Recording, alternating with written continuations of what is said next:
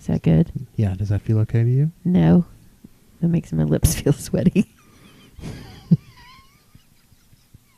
This is fine. Oh my god. Just start. Toastface Podcast. Toastface. Toastface We're gonna Podcast. pod some cast.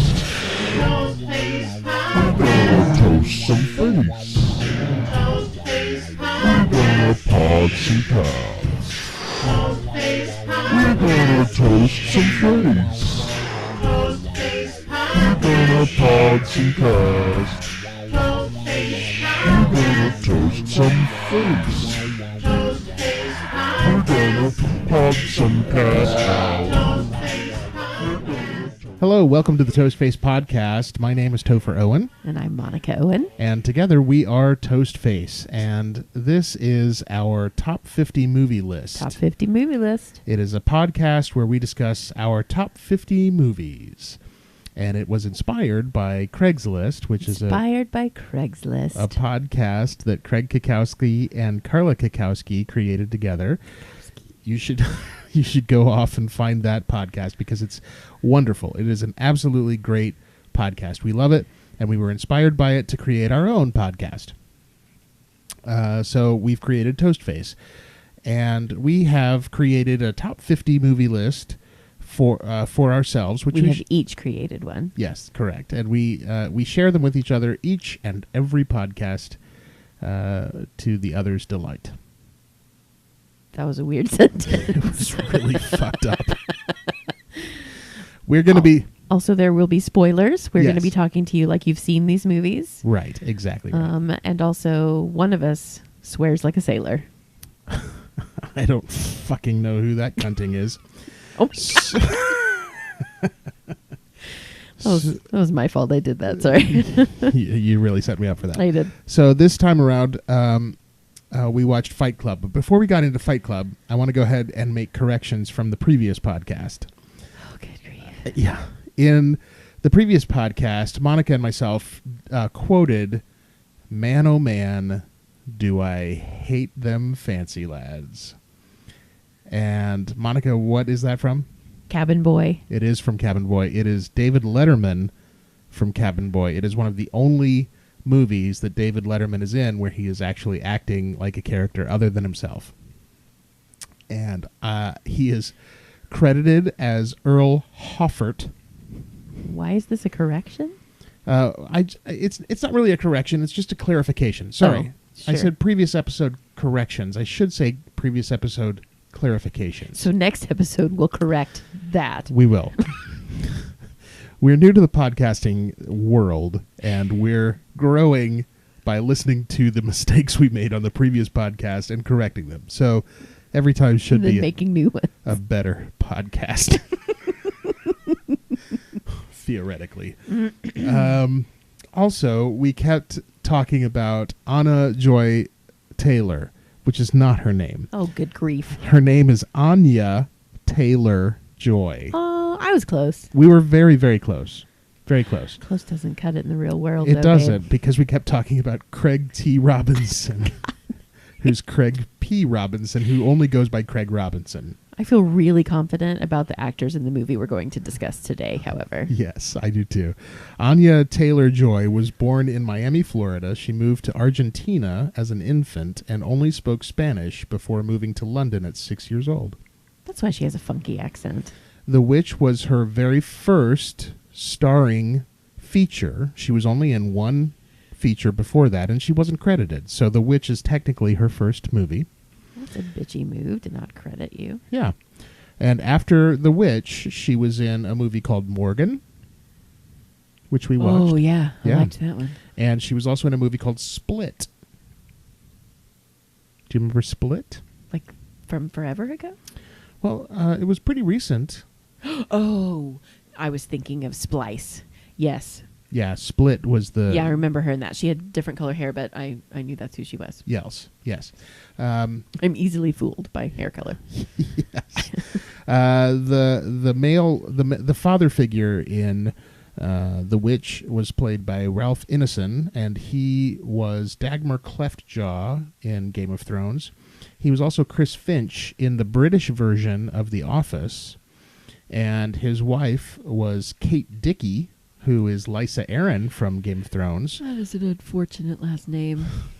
Dickie. And she was in Prometheus.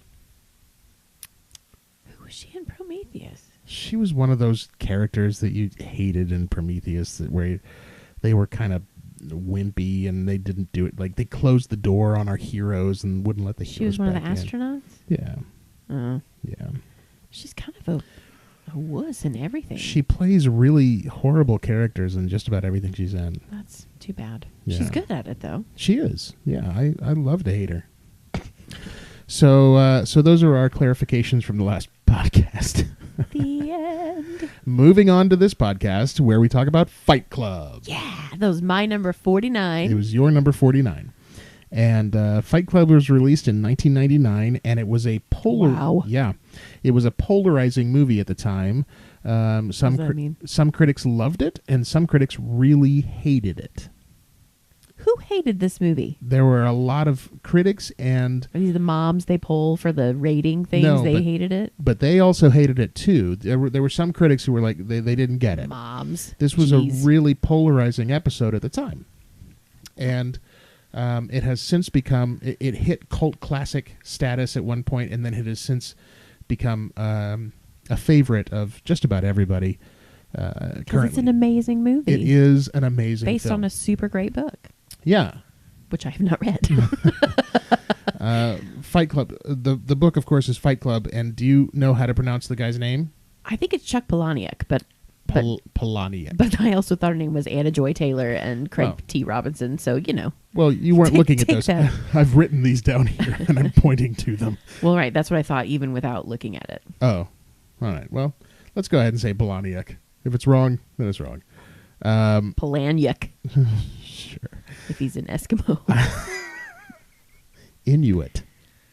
Inuit is the PC term. Do we Oh, have- sorry. do we have right, Esk- of course. What? Oh, gosh, I'm just a terrible person. It was unintentional. I'm really sorry. You're all good. An unintentional racist. You haven't read the book, and I haven't read the book, right? Correct. Okay. But we're assuming that we would enjoy the book because we like the movie so much. Correct. Okay. The movie was directed by David Fincher. Whom I love. Yeah, he's pretty great. And the first thing I really remember him directing was Alien 3, Alien Yeah. Cubed. Yeah. Yeah. He's gone on to do other things. And this was a movie that he released after he had done Memento. Yeah. And Another then good one. he had also done Seven. Yeah. Yeah, Seven's pretty tasty. And then he released Fight Club. Fight Club stars Brad Pitt, Pretty. Edward Norton, Cute. Helena Bonham Carter, Pretty. Meatloaf a Day. Gross. Oh, is he Bob? He's Bob. I was just sitting here thinking, what's Meatloaf? He's I'm sorry, Meatloaf. You're not gross. I'm so sorry. Meatloaf as a food is gross. That's so weird. I should clarify that right now, not wait till next episode. Meatloaf is not gross. I always enjoy his bizarre characters. the actor, not the food. Yes, but thank you. But I guess I didn't realize that was him. Oh, That's crazy. look at what you did, Meatloaf. I just learned something. You fooled Monica. And rounding out the cast is Jared Leto. Oh, he's so pretty. He is. He's really pretty. He's very, very blonde in this movie. He is. He's called He can Angel do Face. Anything. He can do anything. He really is quite a versatile actor. He can have green hair. He can have blonde hair. He can have brown hair. He can have long hair. He can have short. Oh gosh. He's really good in this movie, and I think I'm not incorrect when I say that this is the movie that I thought he did the worst job in of his career. He didn't do a whole lot in this movie. He didn't have a lot to go on, but that usually doesn't stop him, and it didn't stop him here either. When I I thought say he was great. when I say he did the worst job of his career in this movie, what I mean is he did an amazing job. And it is maybe my least favorite job that he has done. Yeah. Thinking about the Joker that Yeah. that he did, and Requiem for a Dream, even where he's just kind of a regular dude, and then Dallas Buyers Club. He's been some amazing, amazing people in movies that I've really enjoyed. Now we asked you to respond to our quest for how do we pronounce Jared's last name. Oh right. And it was amazing the kind of responses that we got from you guys. Just an overwhelming amount. So I did some research myself, and I found that when he won Best Supporting Actor for Dallas Buyers Club, they pronounced his name Jared Leto on there. Okay. And when Conan was called out, Conan O'Brien, he was called out by one of his viewers to Conan had done a piece with Jared Leto and introduced him as Jared Leto. Conan had, and then the viewer said his name is Jared Leto. Okay.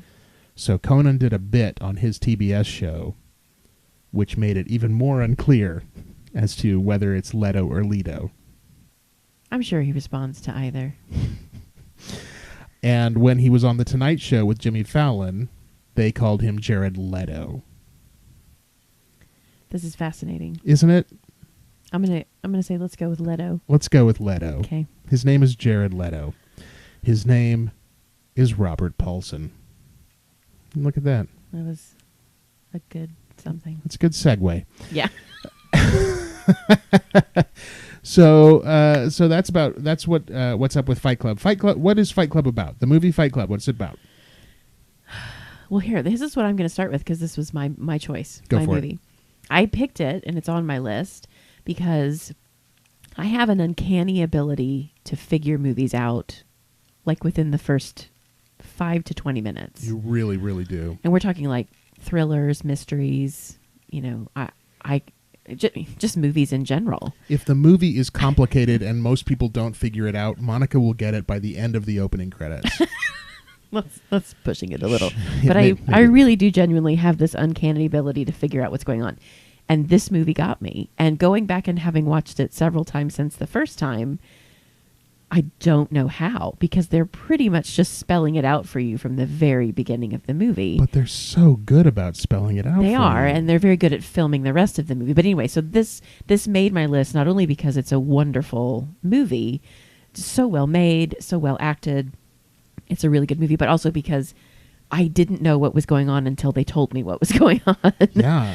I was noticing all the little quirks and weird things that were happening, but I wasn't putting it together. I wasn't getting it. So it made my list for that particular reason. The rewatch value of this movie is amazing. It's infinite. I still saw something this time around that I hadn't ever noticed before. Yeah. Can I remember what it is right now? No, I can't. But yeah, so every time we watch it, I see something new. So that's why I chose it. That's why it's on there. But there will be spoilers in the explanation of this movie. So this movie is about Ed Norton's character, who has no name, which is another thing that I learned this time around. Became aware of. Like he's not named in this movie. He's got no name. The man with no name. He's got no name.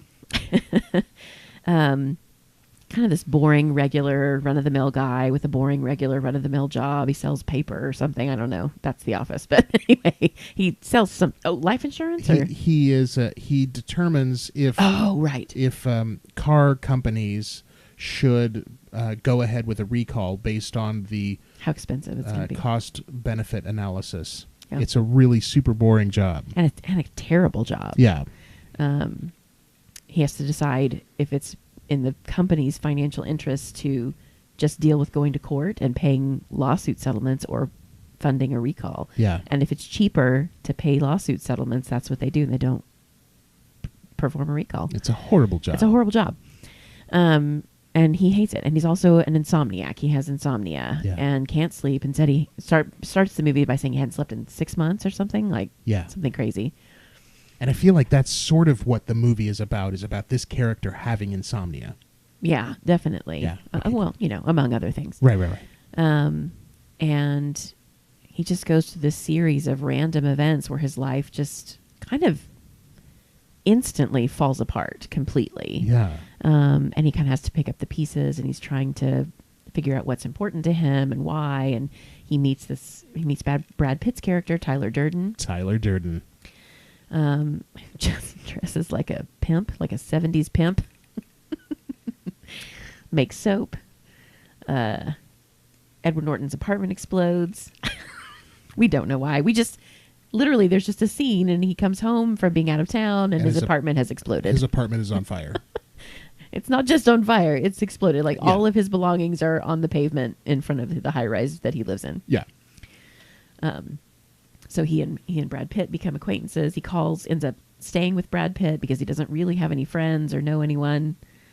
Although he did try,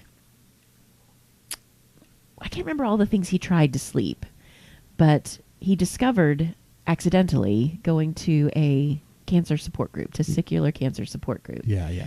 And after being there, and that's where he met Bob, Meatloaf. I'm now Bitch tits Bob. Tits Bob. And he cries with that part of the therapy in the group is to cry together. Yeah, yeah. And then he goes home and he sleeps like a baby. So he discovers that little therapy for himself.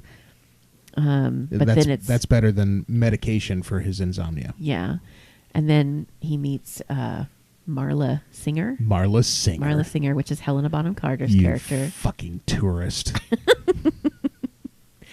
That's what he calls her. You fucking She's tourist. a faker. So Ed starts going to all these different support groups to feed his addiction to being able to sleep at night, because being able to sleep is an addiction. But instead of medication, he goes to all these support groups and he gets to let out his feelings and be with other people. And then that somehow allows him to relax. And then he meets Marla Singer, who is another faker. Yeah. And he can't cry in front of her because he knows There's another she's tourist in faking. town. Yeah. So they have words. Yeah, they do, where he says, "You fucking tourist." They decide to Topher likes that line. I don't think he ever actually says that, by the way. He does. He says it twice. Once in his mind, where he's sort of rehearsing a speech that he's going to give to her. You fucking tourist. But then when he goes up to her, he leaves out the fucking. He was like, "You're a tourist." So, side note, drinking game while you're watching this episode of Toastface. Every time Topher says, "You fucking tourist," take a drink. Now back to the episode.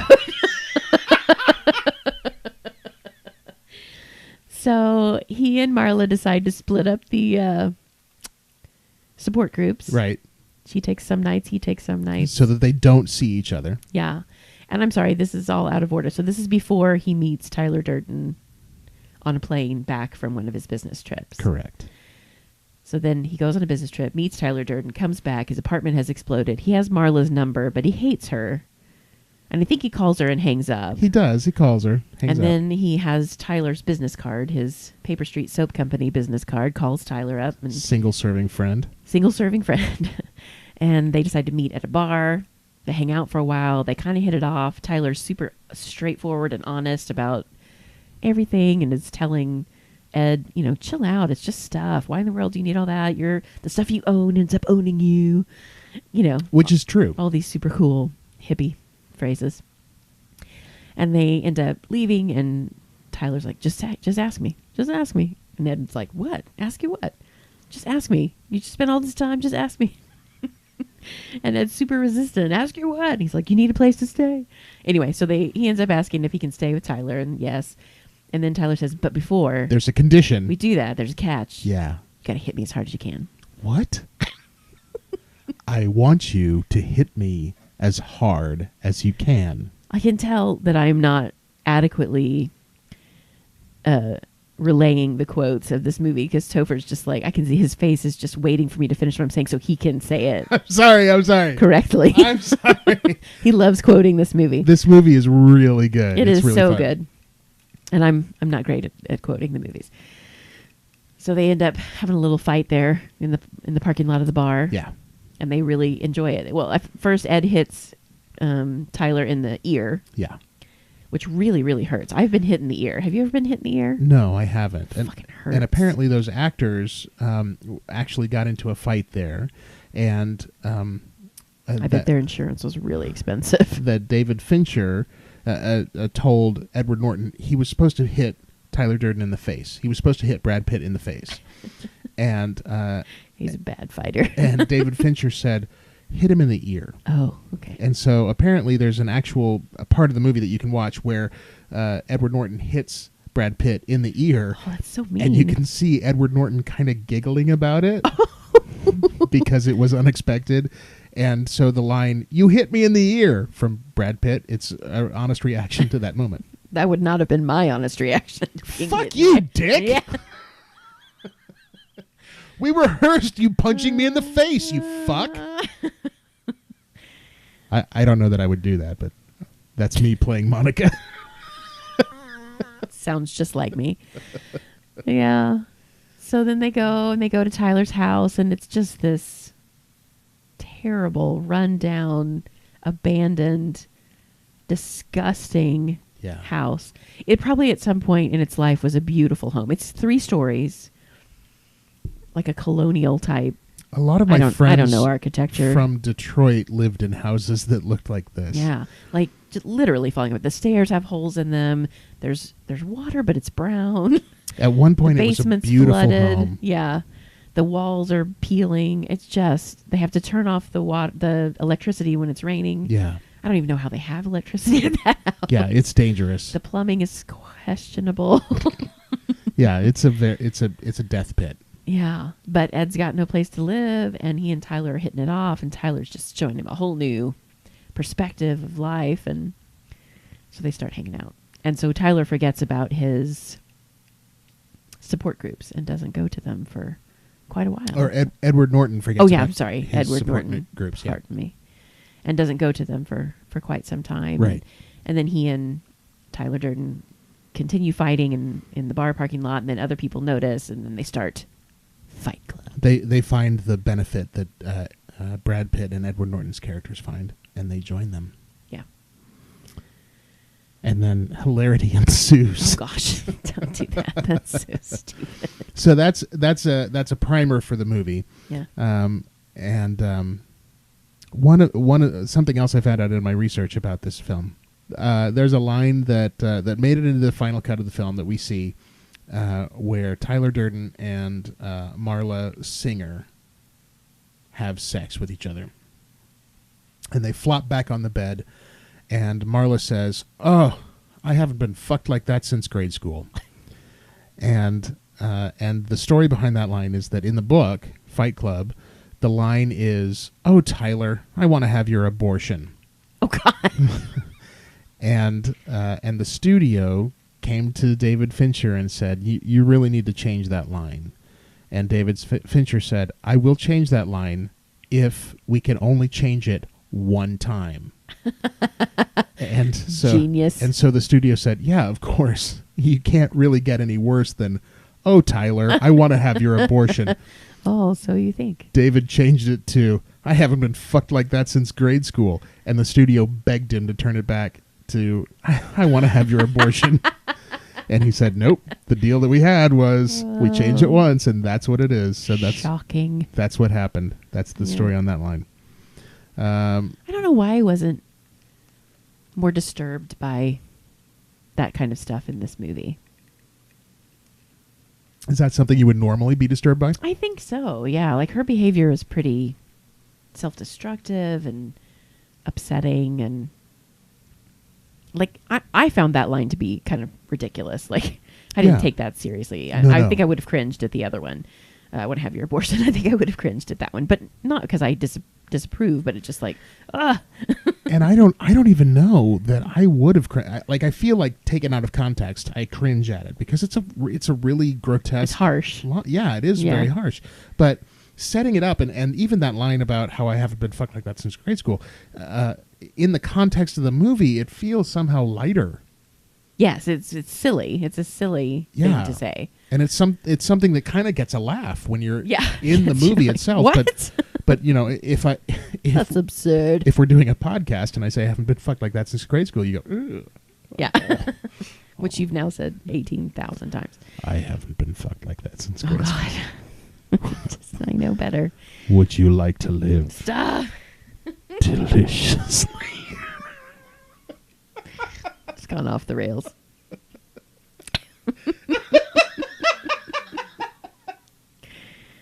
Oh. And we're back. Anyway, I love this movie. I love the way it's filmed. It's very gritty.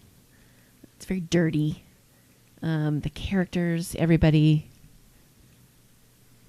does an excellent job in their roles, as you would expect. it's a super dark tone, not just visually, but all the way across. The writing, the performing, all of it is very dark. Everything's dark. And I'm fascinated by the concepts they keep bringing up about, get rid of your stuff and get rid of all the debt. And everybody goes back to zero and everybody's equal. And, just live in a broke ass house and everything will be okay. And the movie ends like that too.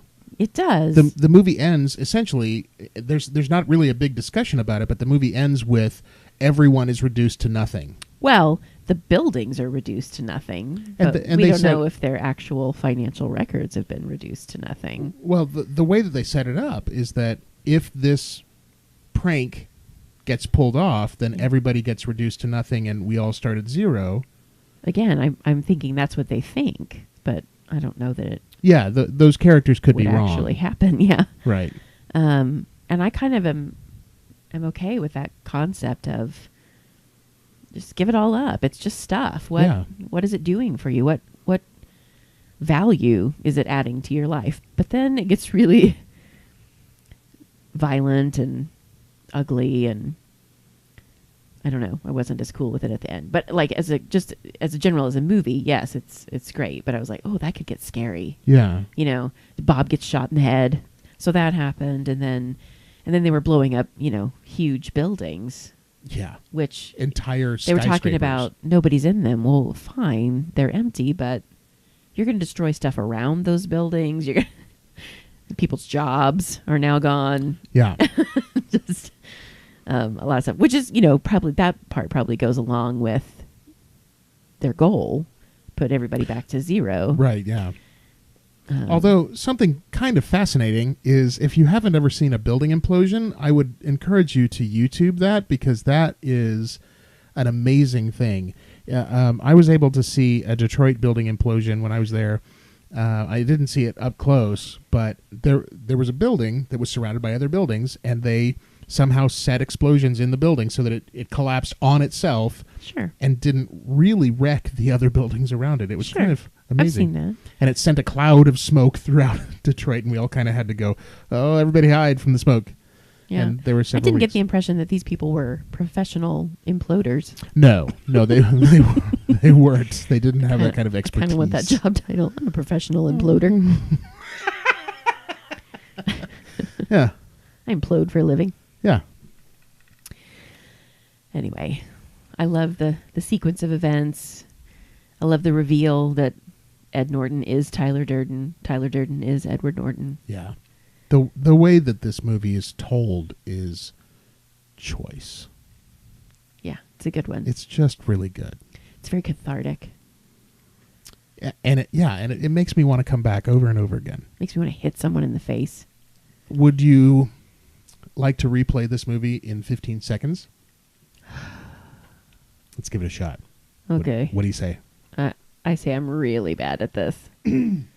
We'll get better. Glad you think that. I do. So I'll start when I start it. Fantastic. Okay. You ready? Sure. Here we go. Here's the movie Fight Club as it is performed in 15 seconds by Topher and Monica Owen. Okay. I can't sleep.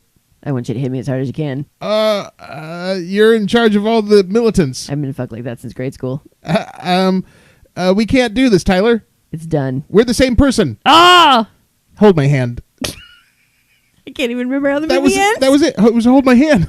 That was it. We did it. We actually did it that time. Oh, right. It was holding. I mean, It they was didn't say that, but they did it, right? Yeah. They held hands with each other as the buildings collapsed.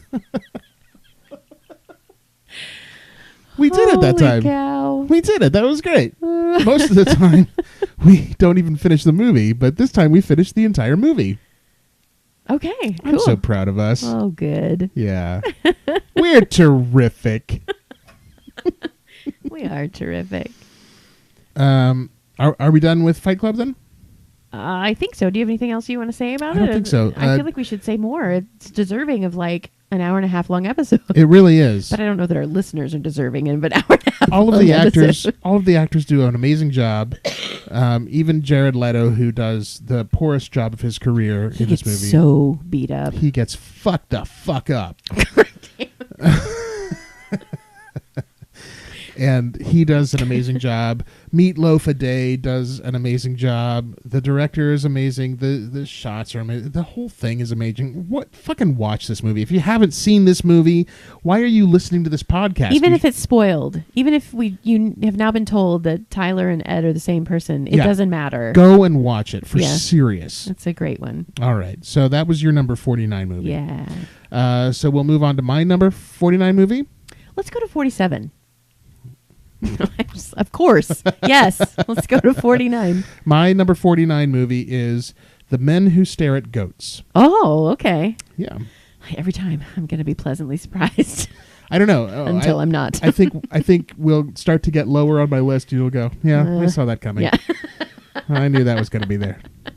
I'm cool with The Men Who Stare at Goats. So for next time, you guys go out and watch The Men Who Stare at Goats.